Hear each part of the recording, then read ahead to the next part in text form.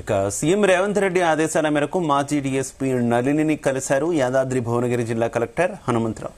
తెలంగాణ ప్రభుత్వం నళినికి సహాయం చేయడానికి సిద్ధంగానే ఉందని అనే విషయాన్ని ఆయన వివరించారు. ఇక సర్వీస్ ఇష్యూలు ఏమున్నా నిబంధనల మేరకు త్వరలోనే పరిష్కరిస్తామని సీఎం రేవంత్ రెడ్డి ఇచ్చిన సందేశాన్ని నళినికి తెలిపారు కలెక్టర్ హనుమంతరావు.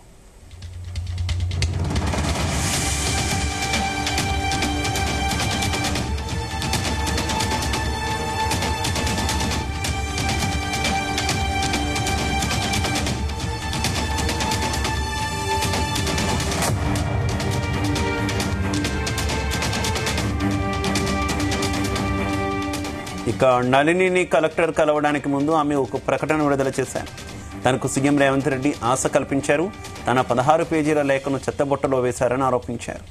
తెలంగాణ డీజీపీని సీఎం రేవంత్ రెడ్డి కలవమన్నారని చెబితే తాను వెళ్లి కలిశాను. తనకు రావాల్సింది ఇవ్వమన్నాను, కానీ భిక్ష అడగలేదన్నారు.